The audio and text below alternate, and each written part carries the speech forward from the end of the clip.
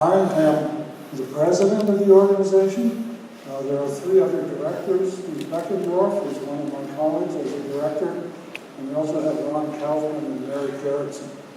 You can learn a little about them if you go to our website. And this is our website, www.orchidconservationalliance.org. You should be able to reach me at this email, but you can also just go to the website and there's a contact button there and you can send a message to me or to anyone on board.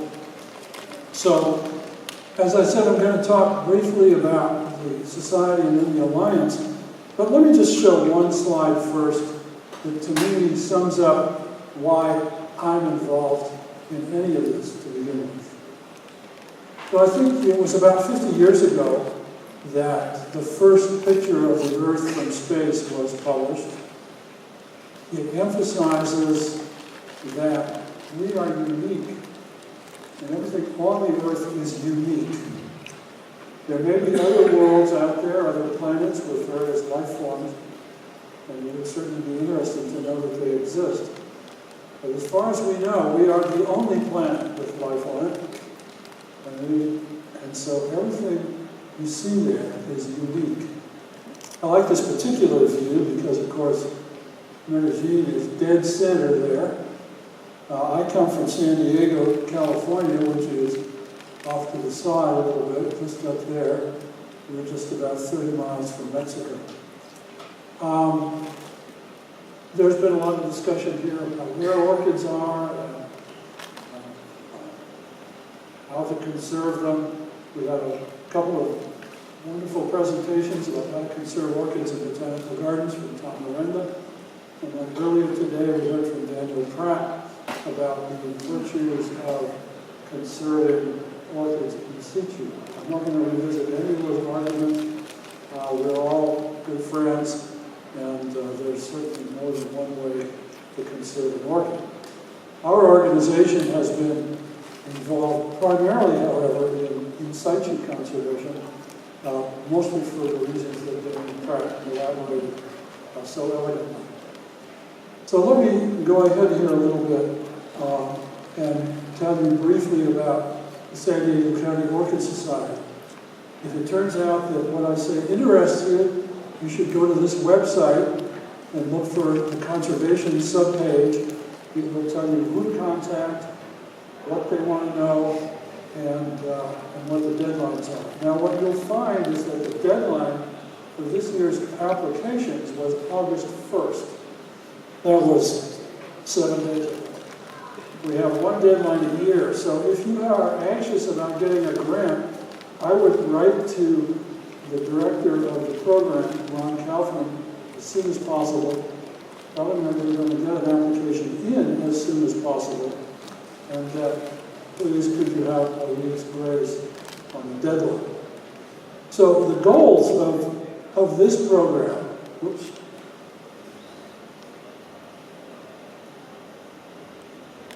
are to protect orchids in the wild, establish and maintain organizations, conduct studies related to orchid conservation, and educate the public about conservation in general. The grants tend to be $3,000 to $5,000, and as I said, the deadline is usually August 1st.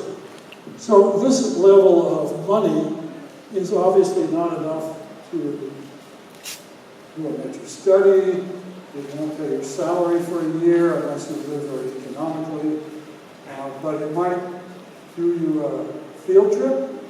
It might get you some samples analyzed on DNA sequencing. It might, whatever you think you could do for some money like that, you should get in touch with us through that website. I will tell you that we have very few applications this year, so we have a pretty good shot. And if you could come up with a really good application, that would be even better. We tend to get a lot of applications that are kind of unprepared, shall I say. The ideas are not well formed, and they don't get any money. So, the applications should not be more than 2 or 3 pages. Of course, if there's a budget, I'm going to spend the money. and all these points are outlined on the website. So for a student looking for a project, that might be very helpful. But let me turn now to the Orchid Conservation Alliance. Our goal is to protect orchids by protecting orchid habitat. We assist the purchase of land with unique and rich orchid biodiversity. If you look at the poster that's outside, and it'll be up after I talk, you'll see this form. Let me just go back to say that there is no grant deadline.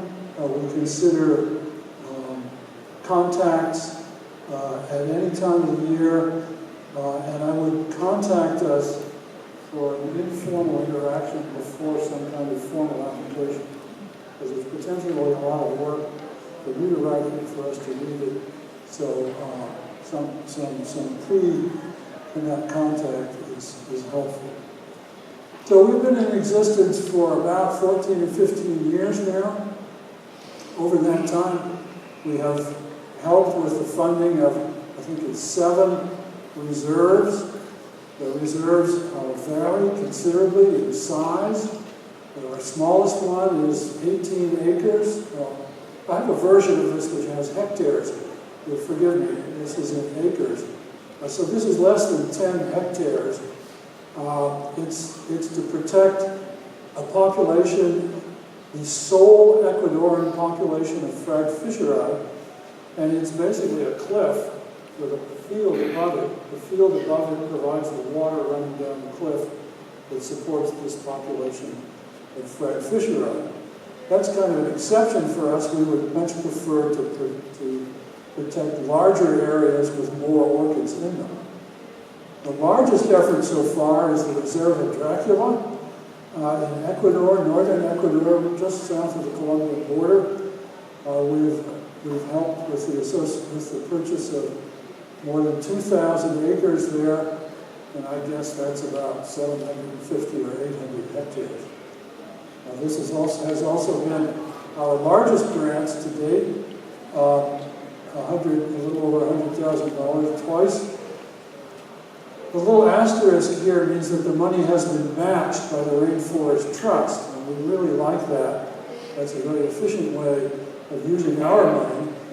They did a one-to-one match, so we came up with $110,000. That generated another $110,000 from the Rainforest Trust, or somewhat close to $250,000, which goes a much longer way in Ecuador than it does in the United States. So here they are. There are 7 of them. There are 3 of them in Colombia. The first one was a few years ago, a small reserve near Colón in Putumayo, above the Putumayo River. The next one was that's managed by the New Martin Foundation. The next one we supported was by the Corporación Salamontes. We've helped them with the purchase of about 750, that would be about 300 hectares. And most recently, we assisted Marta Kolanowska, also in the Sibundoy Valley, with her reserve La Palma. I'm going to talk primarily I don't have too much time, and so I want to just focus on one of these, and I'm going to focus on La Esperanza, because I think I can show you some examples from that about how we do what we do that will inform you as well as any of the others. But basically, they all meet the same, they all go through the same process and meet the same criteria.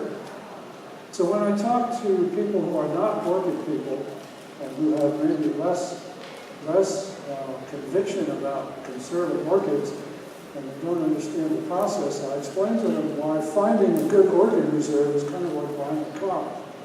And there's the 5 steps there, and you can look at the similarities. But in each case, you have to find a location with unique biodiversity. And in our case, because we are interested in orchids, it's largely orchid biodiversity. So the more rare orchids you have, the better. Then we need to find somebody to sell the land, and we don't do this part of it, generally speaking. We live in the United States. We have a vague idea of where the good orchids are. The Andes, okay? It's a big area. We need your help in finding these sites. And we need, once the sites are found, we need help in finding who the sellers are. And that's typically at this point when you would first get in touch with us. And then we would go to the find the money stage so that we could buy the land. That's what primarily we do. The theory is that there's a little loose cash floating around in the United States, and we can put it to good use. The other things we ask for in a reserve is that there be some form of security so that people are not coming in and cutting down trees, not coming in and extracting plants, and that there has to be some long-term maintenance. That is, there has to be an organization that will exist beyond the lifetime or the interest interval of a single person, so that we're not buying Steve Kirby a plot in Costa Rica, and Steve goes home, and nobody cares about it. Well, the Bosque de Paz Reserve is going to be there and outlast Steve, and that's what we like to see there. So those are kind of the 5 criteria and the 5 steps that have to be dealt with to make, in our view, to make a reserve. So how does that all work for La Selva de Montañas Reserve? This is the Corporación Salvamontes. It's here, just north of Medellín. Here's a blow-up of the particular area. At this stage, I believe the reserve is these 3 parcels, and we helped with the purchase of these 2. Fortunate that later today I'm going to go off and spend 3 days there and get a personal view of what it was we did there. So one of the characteristics, there's Sebastian showing off a Dracula chimera in the reserve.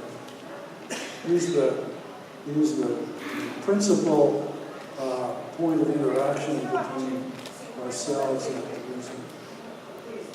So, what's good about this reserve? Well, it's got great orchid biodiversity. Dracula liberella, for example, it's known only from one previous location. The Ventanas Reserve has 2 locations, 2 colonies of this orchid, each with more than 50 individuals. So there's an important species that's known pretty much only from this reserve. That's great. That's a check mark for this reserve. Fragschlinia, another check mark for the reserve. There are lots of other orchids there. This is just 4 of them. In the few years that the reserve has been in existence, 2 new species of orchids have already been discovered. And I think that point right there is what differentiates, for me, in situ conservation from botanical gardens. You cannot put into a garden what you don't know exists. You can't preserve it until you know it exists. So preserving native habitat, for me, is the gold standard. Now, it's nice to have other things in a reserve. If you have a natural habitat, you're not going to have just orchids. First of all, the orchids have to have some trees to live on. And in this reserve is an extremely rare magnolia species. I showed this magnolia that lives down the street from me at home, just by way of showing that these 2 have very similar flowers, but they look quite different. This is kind of a large bush, and this is a tall, skinny tree. Now, I don't know if it's a tall, skinny tree because it had formerly had a lot of trees growing around it, or if that's its native But in any case, this is a very rare magnolia, and it's great to have these kinds of resources also in the reserve. And the reserve has other things. Some of the other endangered fauna. This tanager is nearly endemic to the reserve. This new mouse, this opossum, the reserve is part of its only known habitat. There's some other birds there. This is a critically endangered frog, and who knows whether there are other as yet undiscovered frogs in the area. But near one of our other reserves, that Lou Jost manages in Ecuador, in the Baños Pasteza rivershed there, there have been 10 new frogs discovered. It's just remarkable how many new frogs there are in that area. And I'm sure as Sebastian and his colleagues spend more time in this reserve, there will be other organisms that come out. So, when we're talking about unique biodiversity, these are some of the things we're talking about. Finding a seller, you have to have somebody that wants to sell their land. That's pretty much up to Sebastian, and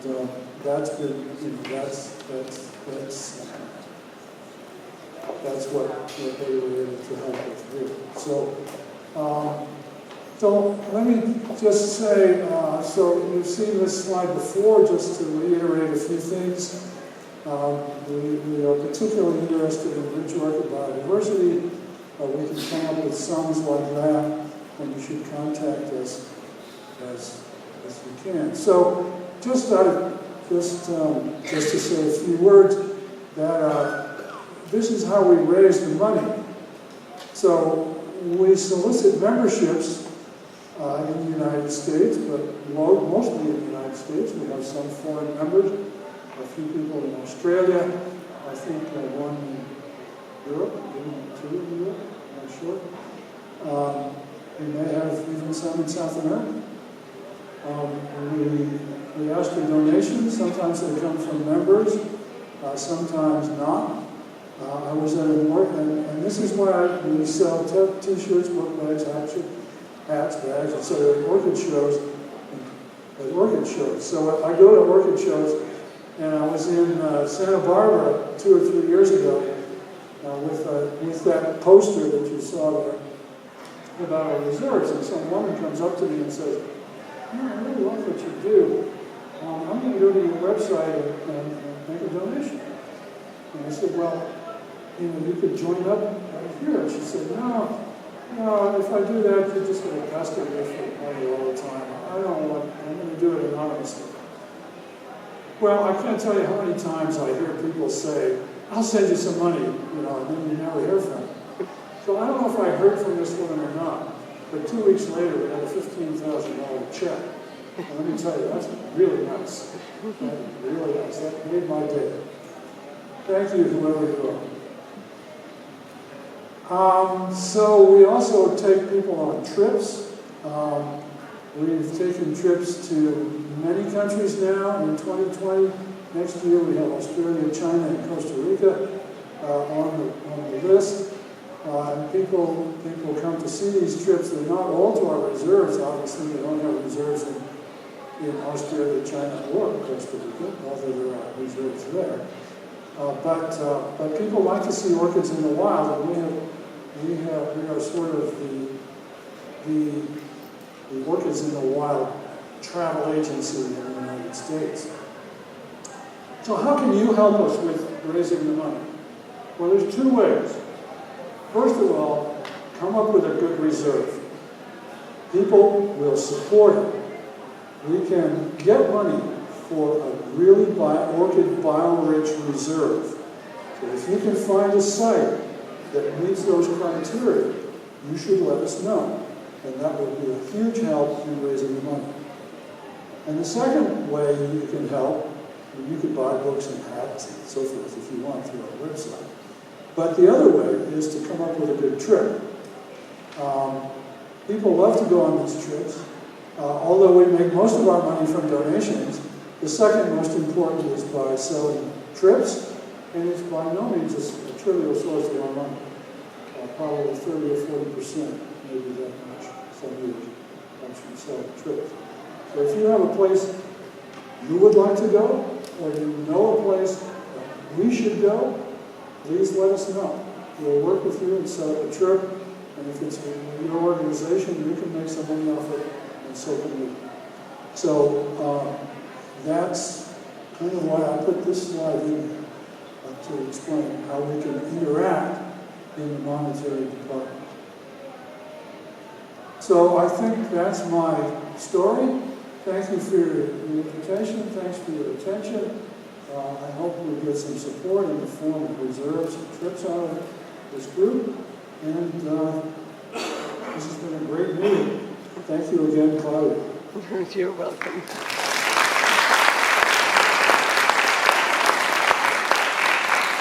We do officially have a few minutes for questions. If you have any, that's fine. And if not, that's fine. Yes.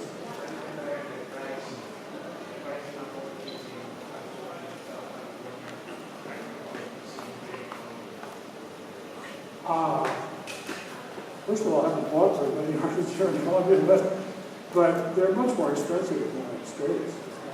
Is that right, Steve? Steve knows by a factor of 4, 5, 10. Yeah. Would you like to sell orchids in the United States?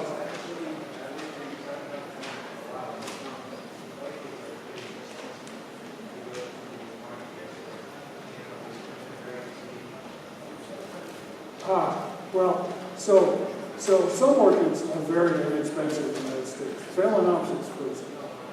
You can buy Phalaenopsis at a gas station in the United States. It can be very cheap. It can be $5 to $10. But more interesting orchids, to me, interesting Oncidiums, interesting Stanhopias, interesting Epidendrums, whatever. They're certainly more expensive orchids.